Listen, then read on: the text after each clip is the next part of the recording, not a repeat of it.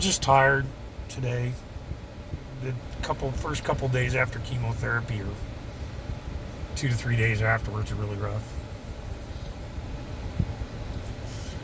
Because what it does is it turbocharges the radiation.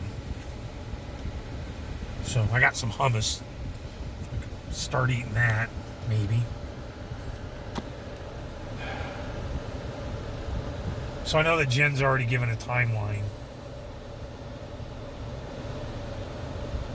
about how I come to find out, the cancer, and how we came to be treated by the doctors we're being treated by.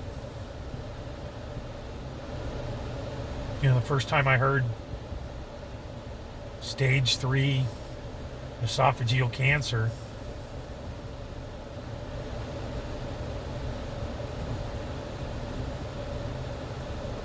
you don't think about anything else. My grandmother, my father-in-law, my dad, my uncle, every time cancer's been mentioned, they died. And there's only 4 stages. And I'm at number 3. And esophageal cancer is supposedly one of the hard ones. And that's all you focus on. And you just start spiraling down. And you can't eat. There was... I'm laying in the hospital for 4 days and didn't eat nothing. I mean, nothing. I didn't even drink anything. It sucks. You can't eat anything, and when you try and swallow it, it comes right back up. You get depressed. And I wasn't blaming God. I was like, what did I do? What sin did I commit? Why is he punishing me? And God doesn't punish like that. He corrects. But when you get into that spiral, that's what you think. You think, if I did something to get this punishment, maybe I can do something to get rid of this punishment. But so I was reading the Bible, and I was stuck in chapter 3 of Job.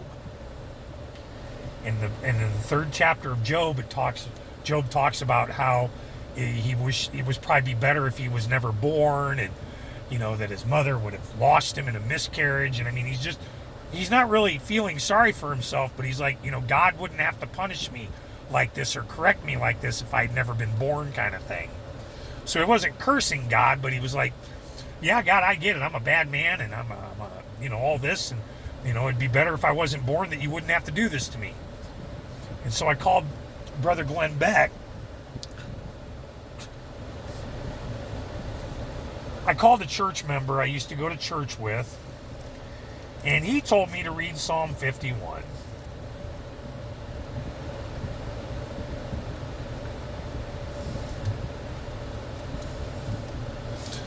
And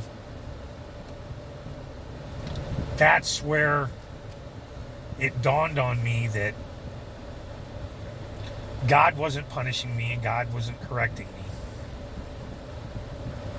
God was using this to glorify him and to draw me closer to him, because I've been a cookie cutter Christian for a long time.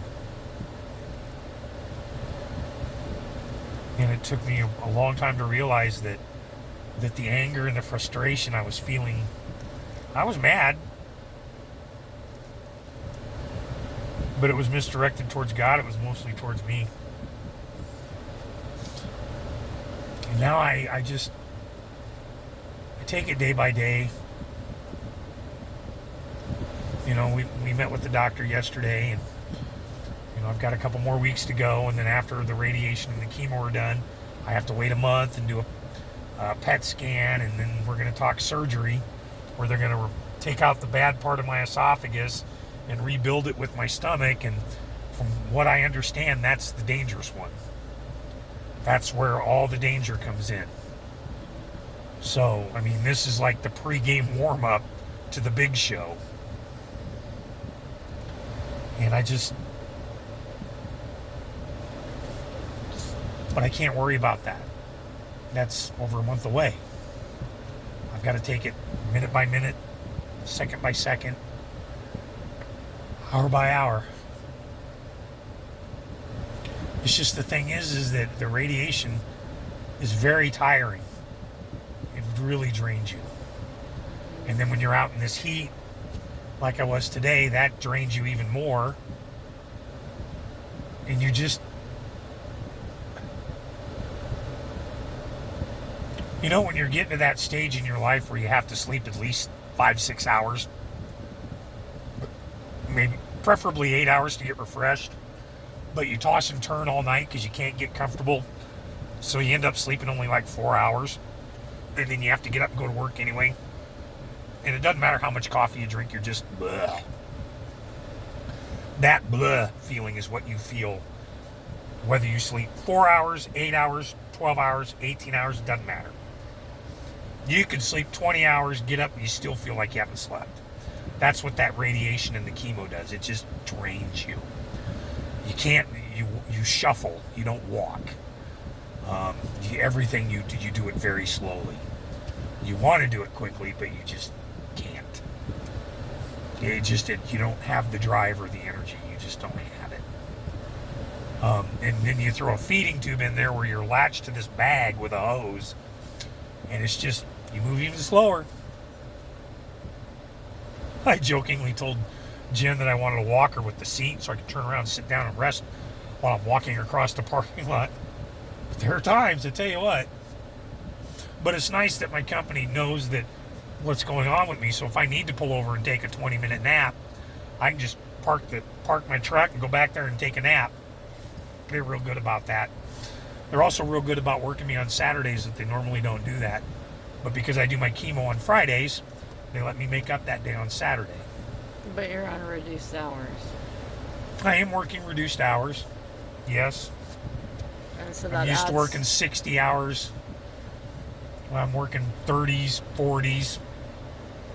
So how does that add to your stress? that adds to my stress because I'm not making as much money as I was. And, you know, I got bills to pay. But God will have to take care of that. It has been. Shouldn't, but he does.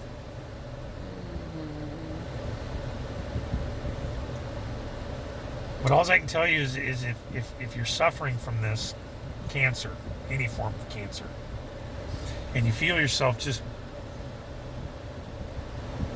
wallowing in self-pity, it's really hard to reach out to anybody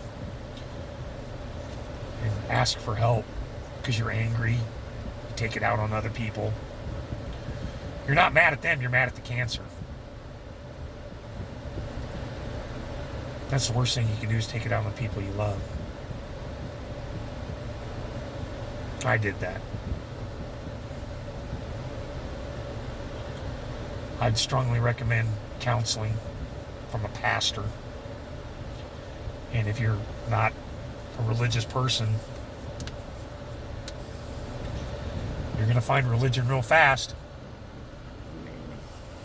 You should, because God makes his presence known. You can see it in the people at the chemo center where you get chemotherapy. You can tell the ones who are positive that have faith. But they share it. They share it openly. You'll hear terms like only through the grace of God. And the ones that don't share it, you can tell are miserable and upset.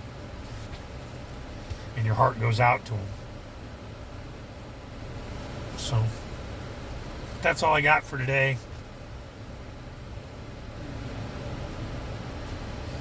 And God bless you all. Just keep me in your prayers.